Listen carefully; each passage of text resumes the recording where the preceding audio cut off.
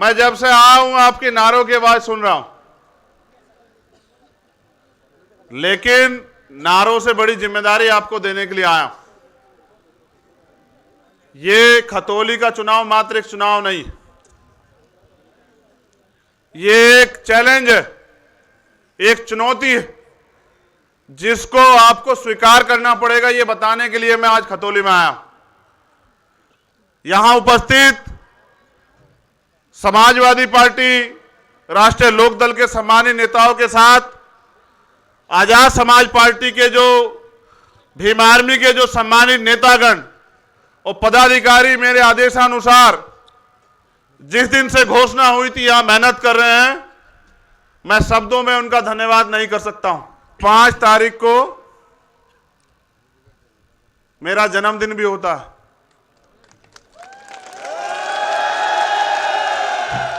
जिसको हम लोग 3 दिसंबर में मनाते हैं। आप लोग सभी को कुछ ना कुछ देते हो, तो मेरे जन्मदिन पे बस मुझे ये गिफ्ट देना इस बार। मैं अपील पहले कर रहा हूं। खतौली का उपचुनाव प्रत्याशी जयंत चौधरी जी ने बहुत सोच समझ के दिए। कोई कुछ भी कहता रहे, आपको एक बात याद रखनी है कि गठबंधन का प्रत्याशी हमारा अपना, और जब बात मान सम्मान की हो तो आप लोगों ने कभी मुझे पीठ नहीं दिखाई।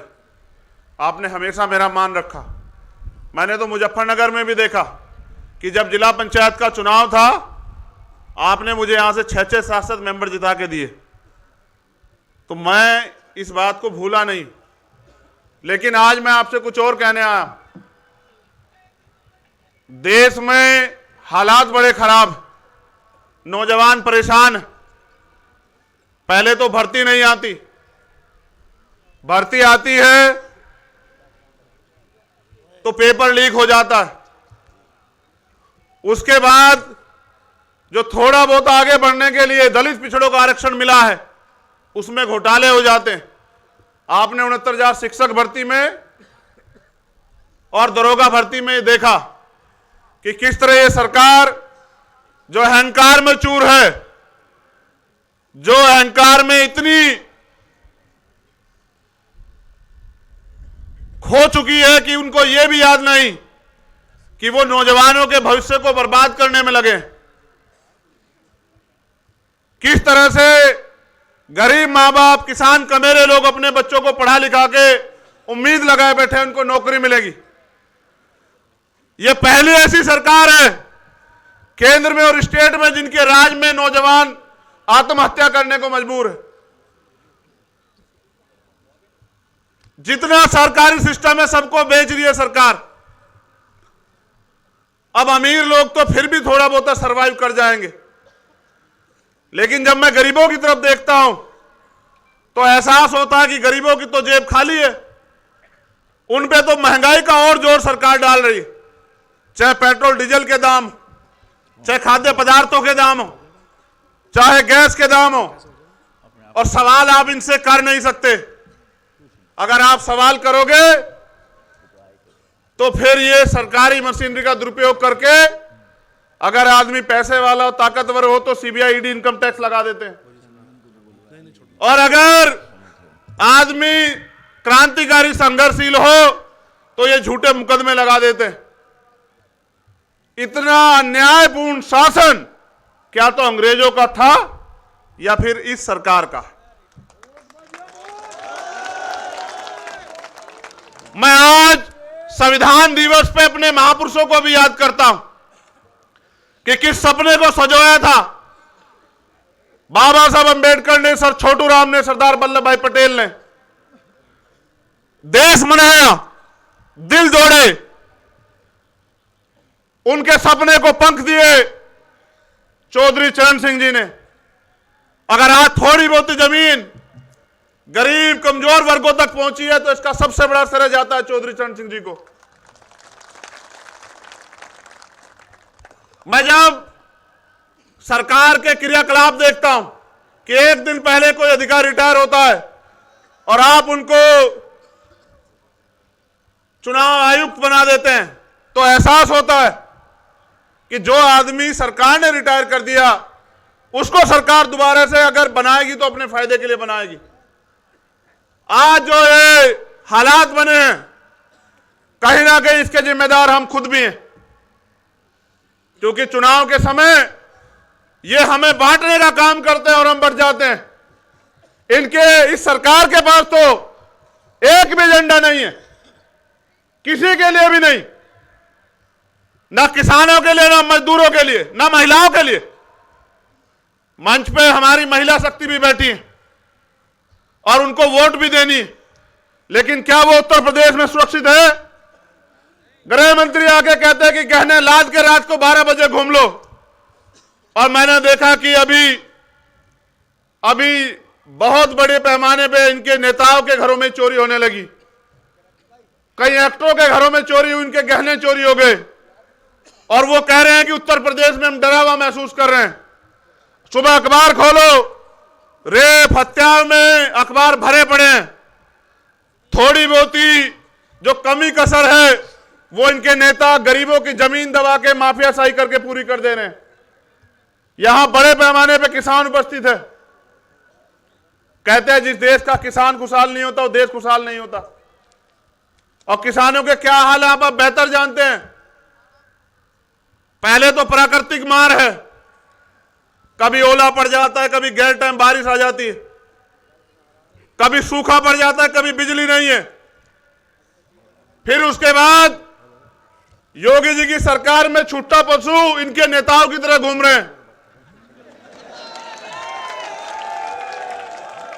अगर आप तार बाड़ करोगे तो मुकदमा, अगर आप उनको रोकोगे तो मुकदमा, किसान पराली जला देगा तो मुकदमा, लेकिन अगर किसान मुआवजा मांगे फसल का तो 2, 4, 10 रुपए दिखा के उसका मजाक उड़ाते।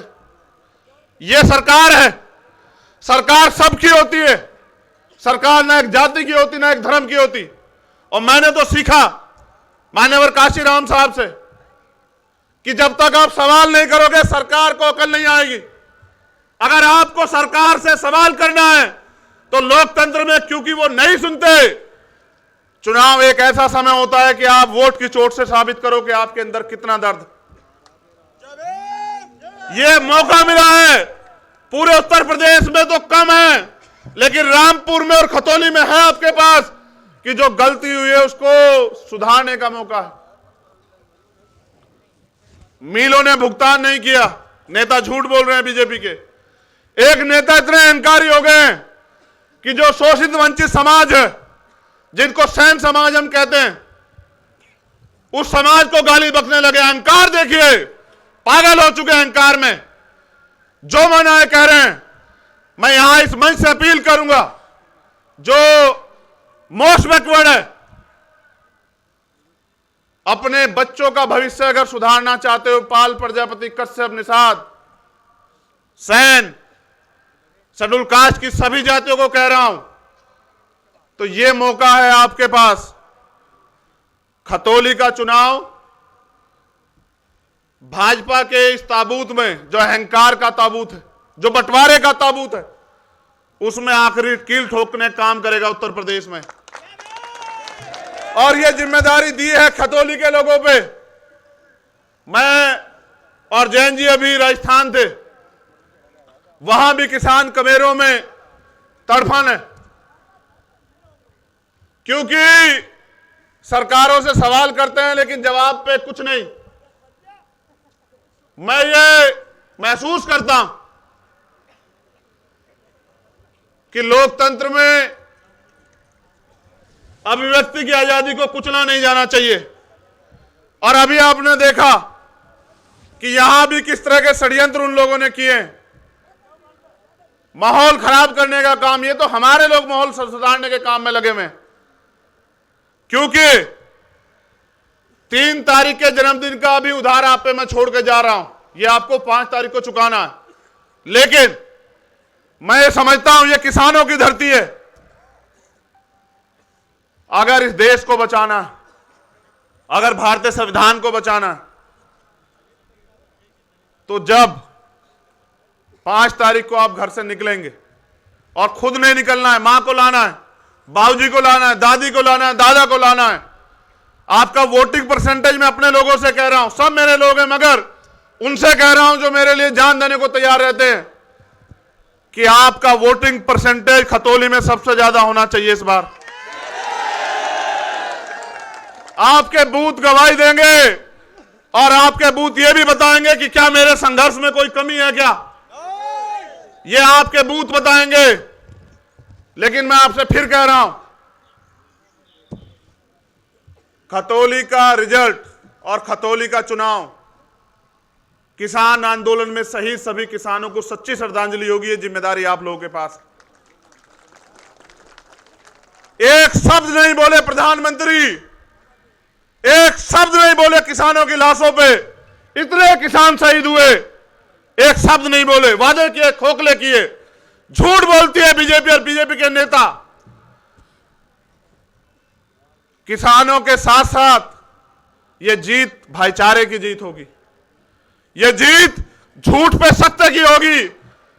और मैं अपने लोगों से कह रहा हूं, 2 अप्रैल का दर्द याद है या भूल गए हो बताओ? भूल तो नहीं गए? झूठे मुकदमे और लाठियां और जेल, कितने नौजवानों ने उत्तर प्रदेश में अन्याय का सामना किया। किसकी सरकार थी? आप पे मौका है, अगर आप फिर भी भूल जाओ तो हाथरस का दर्द याद रखना। ये षड्यंत्र करेंगे, दंगा फसाद कराएंगे, बांटने का काम करेंगे, तुम नहीं डिगोगे, खरीदने का काम करेंगे, तुम्हारी वोट की बोली लगाएंगे। इनके चमचे आपके बीच में आएंगे, एक तरफ वो चमचे होंगे और एक तरफ आपका संघर्षशील भाई। आपको तय करना है कि खतौली में आप किसके हाथ मजबूत करोगे। ये पूरा दम लगाएंगे, आप टिके रहना और घबराना मत। बुलडोजर इनका धर्म और जाति मजहब देख के चलता है, इनका बुलडोजर गरीबों पर चलता है, इनका बुलडोजर मजलूमों पर चलता है। मैं अपने और भाइयों से भी कह रहा हूं कि मैं 5 तारीख में डट के यही रहूंगा मुजफ्फरनगर में। सरकार अगर गुंडागर्दी करेगी तो उनकी लाठियां खाने के लिए, गोलियां खाने के लिए हम लोग यहीं रहेंगे मुजफ्फरनगर में। ये मात्र खतौली का चुनाव नहीं, हमारे सम्मान का चुनाव है। और मैंने जैन जी से वादा किया है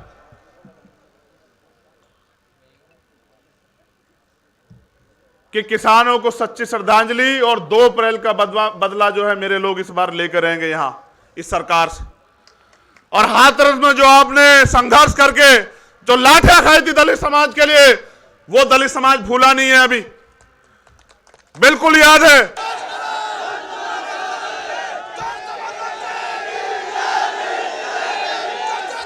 बैठ जाओ, बैठ जाओ। इस हौसले को 5 तारीख तक बना के रखना है।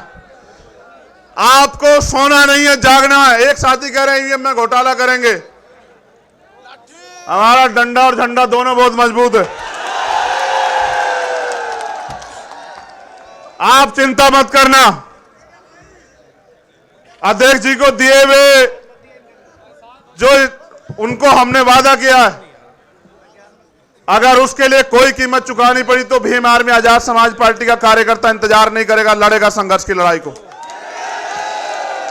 मैं बस आपसे अपील करूंगा, जिम्मेदार रहिए, सतर्क रहिए।